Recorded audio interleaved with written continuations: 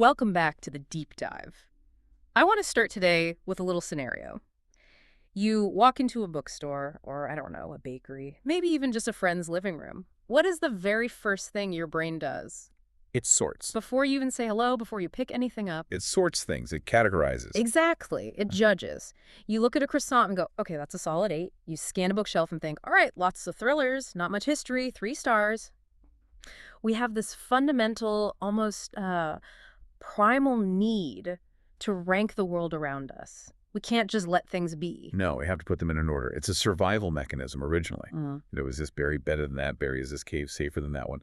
But in the modern world, that instinct has just gone completely haywire. Right. We aren't ranking berries anymore. We're ranking everything. Yeah. From the profound to the completely, utterly absurd. And that brings us to today's source material. We are looking at a platform called SendMailList.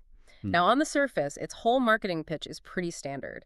It calls itself the ultimate platform to create, share, and discover rankings. So you think, okay, top 10 movies, top 10 songs. Yeah. The usual internet stuff. That's exactly what I thought, but then I started digging into the actual categories. And honestly, it's staggering. It really is. It's like walking into a library where the Dewey Decimal System has, I don't know, been replaced by a random number generator and a whole lot of caffeine. That is a perfect description because what we found isn't just a list of movies. It's this massive, eclectic, slightly chaotic collection that ranges from kings, queens, and rulers all the way to fast food fries. It creates this fascinating context collapse. That's a term we use in media studies where these distinct social worlds just collide. Here, you have tools to rank your life's ambition sitting literally pixels away from a tool to rank, like flavors of potato chips. So our mission today is to unpack this whole ecosystem. We're going to look at the features like the ability to record video explanations and the AI tools, but mostly I want to explore the lists themselves. Yeah. Because I truly believe that nothing tells you more about the human condition in 2026 than looking at what we decide is worth dragging and dropping into a tier list. It's a digital taxonomy of our collective brain. So let's start with the big stuff, pop culture. When you first land on the site, it feels a bit like you've wandered into the world's biggest Comic-Con. Oh, absolutely. The featured lists are just dominated by these massive entertainment franchises. You've got Marvel characters, Star Wars characters. Yes. These are the modern myths. And for a fan, ranking them isn't just, a casual activity. It's a way of asserting your knowledge. If you rank some obscure Jedi above Luke Skywalker, you're signaling something to the tribe. What are you signaling? You're saying, I know the lore. I know it better than you. It's definitely about signaling, but I was also struck by the television categories because it's not just the current hits. There's a fascinating sort of generational clash happening right there in the menu. Okay, yeah. You've got Seinfeld characters, the 90s giant sitting right there, but then right next to it is Yellowstone. That stood out to me as well. Yellowstone is this massive modern hit, but it appeals to a very different demographic than, say, Seinfeld or Friends. Completely. The fact that they're all coexisting on the same dashboard shows this platform isn't just a nostalgia machine. It's trying to capture the current zeitgeist, whatever that happens to be. It's a mix of remember when and look at this now. And then, of course, there's the music section. Or maybe I should say the Taylor Swift section. A Taylor Swift phenomenon. Yeah, you can't really analyze modern internet culture without it. And the source material, it explicitly invites users to join thousands of Swifties, to rank her discography. Right. It doesn't just say rank these albums, it says join the Swifties. That phrasing is so key. Yeah. It frames the act of ranking as a communal ritual. It's not an individual critique, it's an entry ticket into the community. By declaring your favorite era, you're defining your identity within that group. It turns a list into a badge of honor. Exactly. Speaking of badges of honor, did you see the 80s cartoons category? Rank classic 1980s animated shows? Pure nostalgia bait. Totally. But it works. As soon as I saw it, my brain started arguing whether Transformers beats He-Man. It just pulls you in. Oh, yeah. But, and here's where I think it gets really interesting, we move from entertainment, which is subjective, to food. And let me tell you, people take their food rankings way more seriously than their politics. Oh, the food fight categories? Yeah. This is where the real conflict happens. It's so granular. It's not just desserts. You have donuts, specifically a dozen donuts ranking. You have ice cream flavors, breakfast cereals, candy. And Girl Scout cookies, which is practically a seasonal sport in and of itself. But then you flip to the savory side. Pizza toppings and hamburger toppings. These are the classic debates. But I noticed something shifting in the food section. It stops being about ingredients and starts being about brands. Yes, that is a critical distinction. Hmm. You aren't just ranking chips based on, saltiness. Mm. You are ranking potato chip brands. Yeah. You're ranking fast food restaurants and drink brands. So it turns the user into a consumer advocate. In a way. Yeah. Yeah, it's brand loyalty, just gamified. When you sit down to rank fast food joints, placing one in the S tier and other in the F tier, you are essentially doing free market research for them. You are reinforcing your own identity as a Burger King person or McDonald's person. And some of them are so weirdly specific. Did you catch the Memphis BB2 list? I did. Rank the best BBQ joints in Memphis. Now, I love Memphis BBQ. It's legendary. But on a platform that also has Wonders of the World, And U.S. presidents. having a dedicated list for specifically Memphis BBQ restaurants feels oddly specific. It suggests the content is being driven by passionate users. It's not just a corporate content farm pumping out generic lists. Someone somewhere really cares about Memphis BBQ and wanted the world to weigh in. I guess so. It's the same with fast food fries. Not the burgers, not the nuggets, just the fries. It forces you to isolate that one variable and judge it. Okay, I want to take a left turn here. Because we've covered pop culture stuff and the food fights, those are, expected. But as I was scrolling through the source material, I hit a section of the platform that made me actually stop and say, wait, what? Exactly. The weird and niche category? Yeah. It gets bizarre. I have a feeling I know exactly which list you're going to bring up first. Epstein flight logs. Yeah, that is jarring. The description is, craft your flight list. And it is sitting there in the exact same user interface with the same drag-and-drop mechanic as Disney movies. This is the ultimate example of that context collapse I mentioned earlier. You are taking a dark, real-world dataset documents associated with a massive scandal and alleged crimes, and you're treating it like a deck of Pokemon cards. You're gamifying a criminal investigation. It feels trivializing, doesn't it? But at the same time, it's basically how the internet processes information now. Right. Everything is content. Everything is a list. It strips the moral weight away from the subject and turns it into data points to be sorted. It's the same energy as the famous ghosts list right next to it.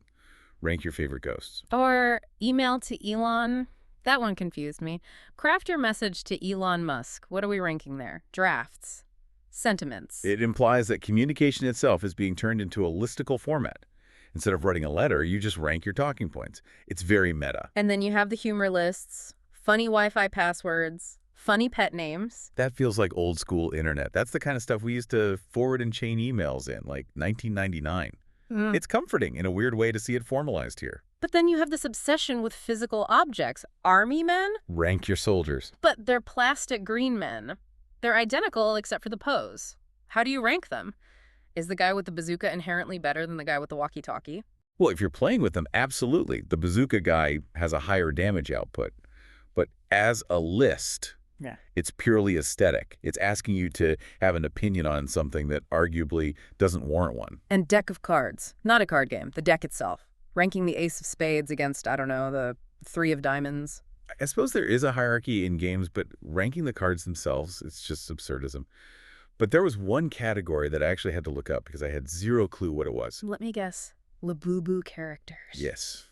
Rank your favorite Labubu. Hmm. I stared at that for a solid minute. So what is it? So for the uninitiated, Lubu is a character created by an artist named Kaising Long. It's part of this massive blind box designer toy culture, sort of like Pop Mart. They're these little monster characters with jagged teeth and mischievous grins. It's like the new Beanie Babies. In terms of collectability, yeah. But seeing it here is just wild. You have Lubu characters sitting right next to U.S. presidents. That's the image that sticks with me. Abraham Lincoln and a jagged-toothed vinyl monster are treated with the exact same level of importance by the software. That is the democratization of data in its purest form. To the algorithm and maybe to the user, there are just two things that need to be sorted. Lincoln, S tier. Labubu, A tier. Let's shift gears to status. We talked about brands, but there's a whole other layer here that feels like digital window shopping. A luxury and aspiration category. Right. Luxury brands, Rolex watches, auto brands. Now, I'm going to go out on a limb and guess that most people ranking Rolex watches don't own the entire collection. Highly unlikely. This is aspirational ranking. It's a vision board in list form. It allows you to participate in the hierarchy of wealth without spending a dime. You can have a strong opinion on the Submariner versus the Daytona, and for a moment, you feel like an insider. It's like fantasy football, but for rich people stuff. Exactly. And then you have the modern status symbols, Twitch influencers, and social media sites themselves. That part is recursive. You are on a website ranking other websites. And then probably sharing that ranking on those websites. It's a loop. I ranked Twitter as #1, and I posted it on Twitter. It shows how tribal we are about our platforms, your Team TikTok or Team Instagram. We treat apps like sports teams now. Speaking of sports, the platform covers all of them. NFL, NBA, MLB, NHL, MLS. That makes sense. Sports is literally about ranking. Sure.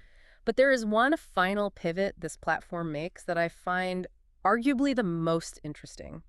Because suddenly it stops being about entertainment, stops being about status, and it tries to run your life. The productivity pivot. Yes. Yeah. You can create a weekly to-do list, a monthly to-do, your goals, even today's to-do, where you prioritize tasks by importance. This changes the nature of the interaction entirely. Everything else we've discussed, movies, fries, Labubus, is passive. You are judging things that already exist. Yeah. But a to-do list is active. It's about creating the future. It's about utility. But isn't it weird to do that here? To log on, rank fast food fries, and then think, you know what? I should also map out my life goals for 2026 right here next to the French fries. It is weird, but it's also brilliant from a gamification standpoint. If you are already in that dopamine loop of categorizing, drag this up, drag that down, and make it look neat, it is a very short leap to apply that same mechanic to your laundry and your emails. It gamifies the chores. Precisely. It treats file taxes as just another entity to be ranked, the same as Luke Skywalker. It lowers the intimidation factor of the task by forcing it into a game interface. If I can rank the Avengers, I can rank my errands. That is a really generous way of looking at it. I just see it as procrastination disguised as productivity. Oh, I'm just organizing my list. Well, there is that too. And there's a seasonal aspect with Santa's list. But that leads us to the tech feature they seem very proud of, AI gift recommendations. Ah, yes. This is the only place where the user stops being the expert. The whole pitch is get personalized gift suggestions powered by AI. Answer a few questions and discover the perfect presents. So instead of me telling the list what is good, the list tells me what to buy. It's outsourcing the judgment. Yeah. Usually, a ranking platform is about you asserting your taste. I know better than you. This movie is #1. But gift giving is high pressure. We're afraid of getting it wrong. Right. So here, the platform offers a release valve. Don't worry. The computer knows what to get. It's a helper bot in a sea of opinions. And it hints at where this is all going. We start by manually ranking things, but eventually we just want the algorithm to tell us what the definitive ranking is so we don't have to think. Right. We've got kings, queens, rulers, wonders of the world, and then Boy Scout merit badges. Rank the merit badges. That is such a specific hierarchy of achievement. It really is. And it fits the theme. Whether it's merit badges, Rolexes, or Taylor Swift albums, we're looking for a badge of honor. We're looking for a way to say, I have organized this chaos. I know what is best. And Send Me Your List gives you the tools to shout that from the rooftops. The record top 10 video feature is crucial here. It's not enough to just make the list. You have to broadcast it. It feeds right into the hot take economy. Everyone wants to be a pundit. Everyone wants to have the viral video explaining why pineapple on pizza is actually S tier. It gives you the visual aid. It provides the structure for the argument. Exactly. So we have this massive, eclectic, slightly insane collection. We have U.S. states sitting alongside crazy reality TV. We have Labubu characters next to presidents. And we have year goals next to funny Wi-Fi passwords. It means that our brains don't compartmentalize as much as we think they do. We like to think we have a serious mode for work and a fun mode for hobbies. But this platform shows that it's all just one big soup. Yeah. We move fluidly between high culture and low culture. We worry about our career goals, and 5 minutes later, we're laughing about a dog's name. It's validation that you can care about global wonders of the world and Pokemon at the same time. And that you can be organized enough to make a to-do list, but chaotic enough to need a ranking of fast food fries. It is the full spectrum of the human experience, boiled down to a drag-and-drop interface. Even the weird parts. Especially the weird parts. But here's the kicker for me. The source emphasizes that you can create your definitive rankings. It calls itself the #1 ranking platform. It wants to be the authority. And yet, there is a very prominent button that says, reset this list. That feature is the most honest part of the entire platform. Reset this list. It acknowledges that these rankings are ephemeral. They aren't written in stone. Your favorite ice cream flavor at age 20 is probably not your favorite at age 40. Your year goals change. Right. The ability to wipe the slate clean is just as important as the ability to create the list in the first place. It's like a digital Etch-a-Sketch. You make your definitive statement to the world, this is who I am, this is my hierarchy, and then you shake it and start over. And don't forget the mystery list option. Rank your mystery list. That is the ultimate blank canvas. It admits that even with Epstein flight logs and donuts and labubas, they haven't covered everything. There is always something else to rank. And the personal list option. Create and rank your own custom list. It puts the power completely in the user's hands. Which is really what this is all about. Right. Control. We can't control the world, we can't control the economy or the weather, but we can control whether The Empire Strikes Back is better than A New Hope. And sometimes that little bit of control is all we need. So as we wrap up this deep dive, I'm left thinking about that reset button. We spend so much energy trying to figure out the definitive order of things. We want to be right. We want to have the best taste. We crave finality. But the button is always there. So here's my question for you listening. In a world where we are constantly categorizing, judging, and ranking everything from our snacks to our politicians, how often do we actually need to hit reset? That's the real challenge. Does the ability to rank your year goals on the same screen as your potato chip brands trivialize your life goals? Or does it just elevate the potato chips? I'd like to think it elevates the chips. I think I'm with you on that. Something to chew on, preferably, while ranking your top 3 snacks. Thanks for joining us on The Deep Dive. See you next time.